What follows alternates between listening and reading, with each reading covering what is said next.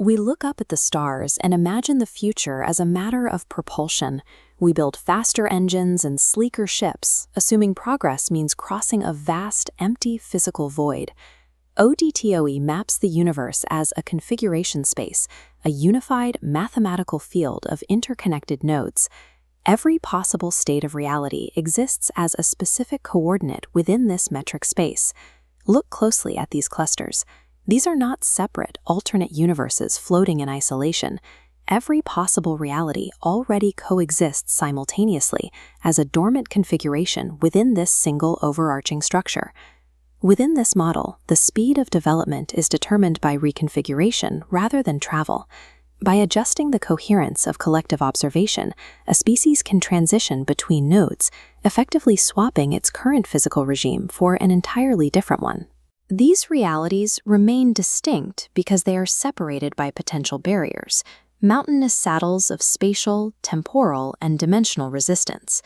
This topographical map shows why a civilization cannot simply drift between configurations. It must overcome the potential energy of the landscape. The height of these barriers is a property of the observer. As a civilization's technological level rises, the effective height of the mountain saddles actively decreases, flattening the path toward a new reality. A civilization must climb a strictly ordered hierarchy of these thresholds.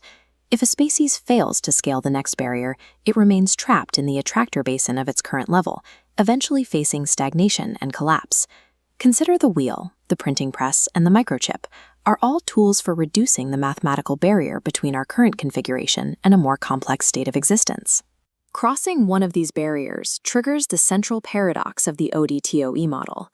Ascent requires a civilization to generate two fiercely opposing cognitive forces at the exact same time. The first requirement is coherence. The civilization must align its collective observation, achieving near-perfect synchronization in what it believes and expects to see.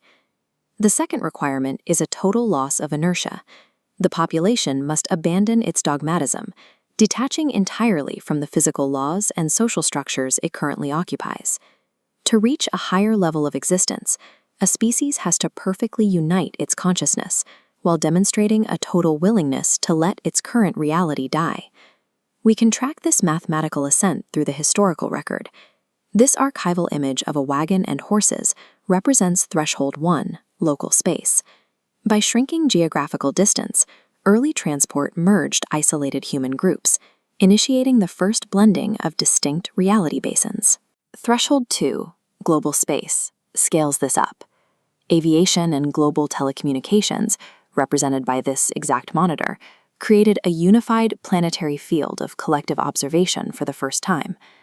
Threshold 3 attacks the planetary barrier. Engineering heavy lift vehicles pushes the observer beyond the local gravitational well, forcing the actualization horizon to expand into the solar system. Reaching this third step introduces a severe risk. If off-world colonies physically distance themselves far enough from the home planet, their shared observation fractures, causing the multiverse to split into totally separate realities. This fracture becomes mathematically guaranteed at threshold 4, the interstellar barrier. Because information cannot exceed the speed of light, maintaining a coherent collective observation across star systems is physically impossible. Surviving the vastness of the universe dictates an end to physical engineering. To cross the next gap, a civilization must learn to hack the fundamental laws of reality itself. At threshold 5, the interconfigurational limit, a species bypasses the physical void entirely. Instead, observers learn to teleport through the underlying field of potential states, a space where distance is completely undefined. This process nullifies the concepts of space and time. It allows a species to perform macroscopic quantum jumps between fundamentally different organization regimes. Threshold 6 is the multiversal barrier. Here, the civilization stops merely observing the universe and begins actively designing it by manipulating the observation operator. Controlling this operator gives a civilization the ability to rewrite local laws of physics, extending their reach into the meta-multiverse.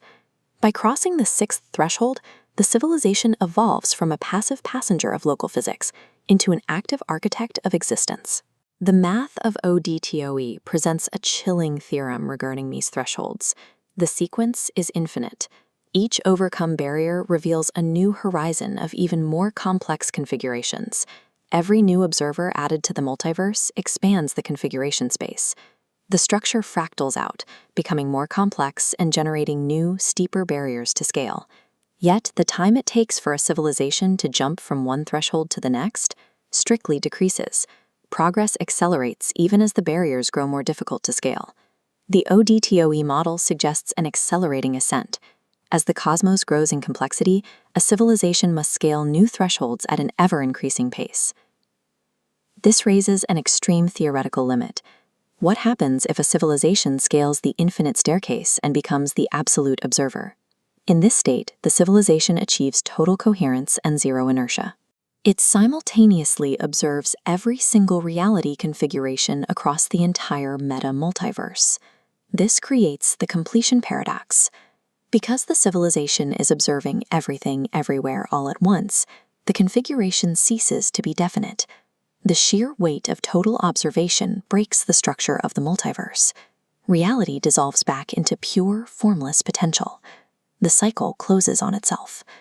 The universe generates reality barriers to facilitate a recursive process that eventually returns the observer to the state of pure potential.